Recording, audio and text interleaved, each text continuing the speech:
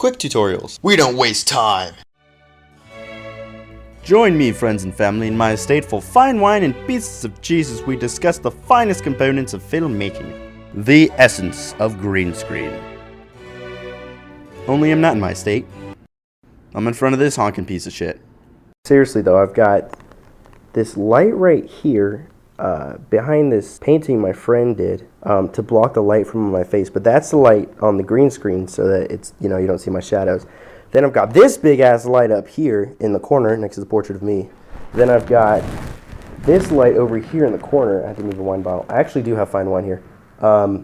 So that I'm getting even light on both sides, but that creates a shadow. That's why I had to stick that guy back there. But seriously though, this thing is like held together by like a wrench fastened to like its tightest thing to hold the green together. It really doesn't matter as long as you get green on where I'm sitting.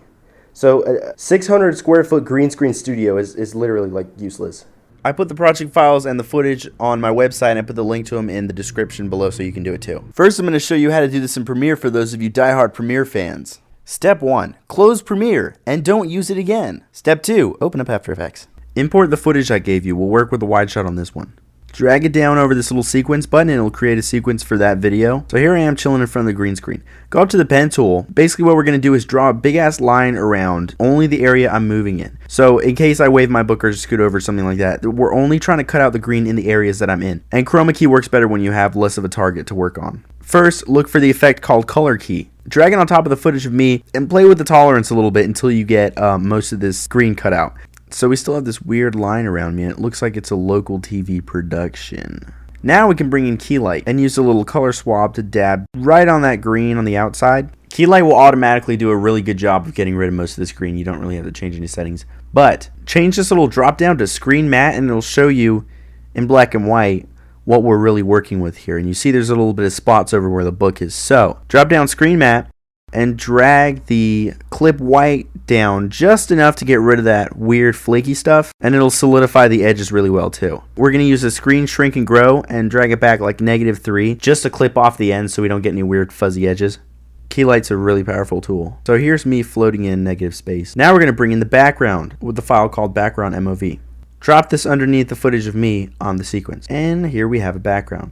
Normally I would say put a Gaussian blur over the footage, but this time I think that, you know what, the focus is fine on it. It looks more realistic without a blur. But you notice that my layer looks strangely colored and you can tell that it was recorded under different light. So first we're going to drop levels on me. You see all this color information we're not using here? We can drag that back, bring down the light just a little bit here, play with the middle until you get a kind of a deeper contrasty tone. Then we're going to right click and go under keying and find an effect called selective color. So right now we're in red and we're going to play with this a little bit to bring out a little bit more of my reddish brown tones, and then bring this down to neutrals, and here you get a really powerful way to bring individual color into me so that I'm not so pale and under a fluorescent bulb versus the lamps that are lighting the background. You really want to match the background to the footage or the footage to the background, whichever works easier. If you can, while you're filming it, keep in mind what you're going to stick it in front of. If we're going to be next to a fire, there needs to be like kind of a warm red glow on the side of my face. If we're sitting in front of a lamplight, I need to be brown. If we're sitting under fluorescent light, then I should be paler. And if you absolutely can't touch up the footage that's chroma keyed, which you should always be able to, then change the background to fit me. So here I'm going to use curves to pull my lighting down just a little bit.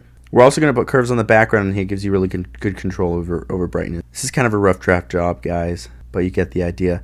And then you just repeat the same with the close-up shot. Maybe give it a little bit of depth of field.